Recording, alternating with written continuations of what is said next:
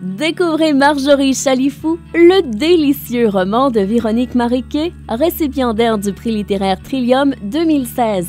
Dans un quartier populaire d'Ottawa dans les années 50, Marjorie, jeune couturière de 19 ans, mène une existence tranquille qui prendra un tournant inattendu quand elle tombera enceinte d'un amoureux qui aura eu la mauvaise idée de mourir dans un accident de voiture. Son père lui donnera alors 1 semaine pour se trouver un homme à marier et un emploi.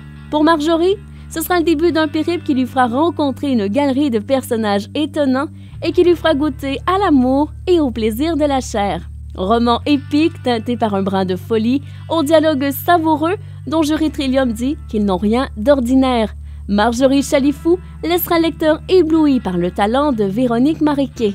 Vous écoutez Samedi de lire avec l'auteur invité d'Amélie Boivin-Enfield. On est toujours en compagnie de l'auteur invité de cette semaine, Joanne Seymour. Et Joanne, je peux pas passer sous le silence le fait que tu es la présidente fondatrice des Printemps meurtriers qui se tiennent depuis déjà 5 ans du côté de Knowlton. Oui, on a eu notre 5e anniversaire. C'était formidable. Vraiment formidable. Moi, oui, je participe depuis déjà 2 années comme animatrice et j'adore cet événement-là, qui est vraiment un événement où pendant 3 jours, on est les gens qui sont fans du polar, tous réunis ensemble pour parler de polar pendant 3 jours. Bien, je sais pas peut-être parce que c'est dans ce petit village-là, puis peut-être parce qu'au départ aussi, je me disais, il faut que ce soit comme si je recevais les gens chez moi. C'est tellement convivial. Tu sais, tout le monde se parle, les lecteurs, les auteurs. Il n'y a pas de barrière entre les deux. Et pendant un week-end, mais c'est la folie. Là, tu sais, ça va du Killer Martini, au quiz Killer Martini, aux tables rondes, aux enquêtes dans le vignoble. Et c'est comme un party collectif et des festivaliers et des auteurs. Moi, je vois ça comme ça, puis ça se dément pas. À chaque année, ça continue. C'est vraiment... on est chanceux, là, parce que... on n'est pas chanceux, on travaille fort, mais ça va bien. Tu sais, l'assistance augmente d'année en année. Les auteurs sont toujours contents d'y aller. Oui, les auteurs, quand ils arrivent le vendredi, c'est comme s'ils s'en venaient dans... Tu sais, comme s'ils étaient à la petite école, là, puis ils s'en venaient dans un camp de vacances. Ils sont fous, complètement fous.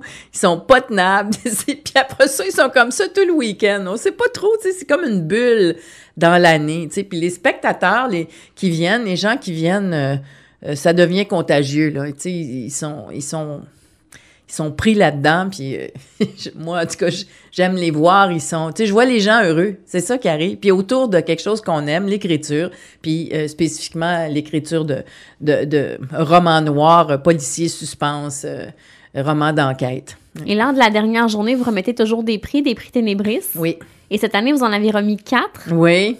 Dont, mon Dieu, faut que ma mémoire... les deux meilleurs vendeurs, on a eu Christine Brouillette et Patrick Sénécal. Patrick Sénécal, et avec Fin, et Christine avec Vrai ou Faux. Non, oui, non, Vrai ou Faux, c'est le nouveau. Non, c'est 6 minutes, avec 6 minutes. 6 minutes.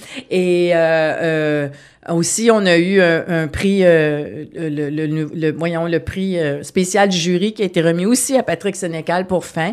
On avait un prix du meilleur roman québécois qui a été remis à Benoît Boutillette. Et le Grand Prix, qui est un prix international, donc de roman, de littérature policière de langue française distribué au Québec, a été remis à Luc Chartrand pour son magnifique L'affaire Myosotis, donc que je vous conseille ardemment. Je dirais que c'est un de mes coups de cœur, mais je veux dire, je suis pas la seule. Il a aussi gagné le prix Saint-Pacôme et le Arthur Ellis Award pour Best French Crime Novel. Et ça faisait longtemps. Luc a publié 2 romans dans sa vie. Je pense que ça fait 17 ans qu'il a écrit. Quelque chose comme ça, il y a comme 17 ans entre les deux. Fait que j'ai dit, là, t'as affaire à en publier un autre. Mais non, lui, il était vraiment heureux. C'était le fun de le voir. Il était très ému, sa conjointe aussi. Oui. Et Luc, pour les gens qui ne le savent pas, est journaliste à Radio-Canada et il se base un peu parce qu'il a eu beaucoup à voyager pour son travail, pour écrire ses romans. Exact. Puis son roman, L'affaire Myosotis, ça se passe, il habite, en Israël avec sa femme Rachel et puis il y a un meurtre dans la bande de Gaza et là, il y a toutes sortes de suppositions. Mais je veux dire, c'est sûr que son roman est très documenté parce que c'est un journaliste, donc, qui s'intéresse justement au Moyen-Orient et c'est très, très intéressant. Il faut le lire. Et un autre de tes coups de cœur, c'est Maureen Martineau, qui était également au Printemps meurtrier cette année. Oui, Maureen, c'est drôle parce que Maureen a étudié à l'Université du Québec en même temps que moi. Alors, c'est une fille de mon âge, en fait, et elle a une série de romans, et le dernier s'appelle L'Activiste. C'est très intéressant parce que Maureen est vraiment...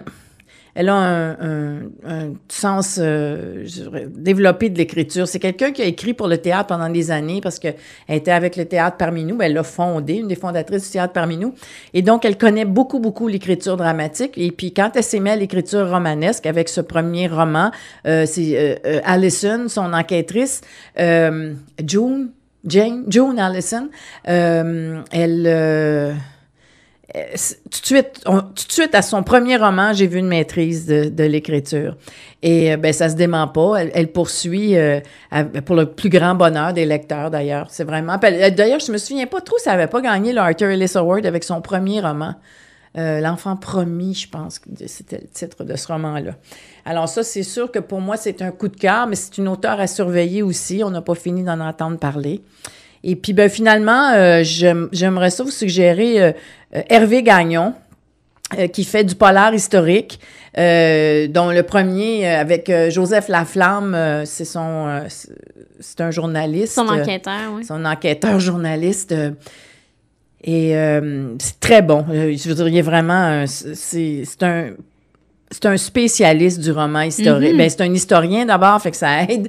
Et il y a vraiment le sens de ça. Et ses intrigues sont liées au temps, puis à des événements réels qu'il transforme. Par exemple, le premier s'appelait Jack, puis c'était comme une version de et si Jack l'Éventreur avait traversé l'Atlantique et était venu continuer ses crimes à Montréal.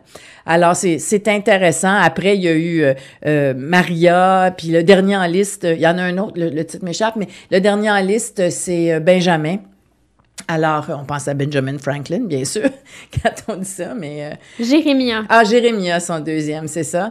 Et donc, il est très intéressant à lire. Alors, publié dans la même maison d'édition que moi, chez Libre Expression, mais il est très intéressant. Alors, ce seraient mes 3 suggestions. Merci beaucoup, Joanne, pour les belles suggestions. Ça arrête pour la chronique littéraire et on se reparle pour la conclusion de l'émission. Merci.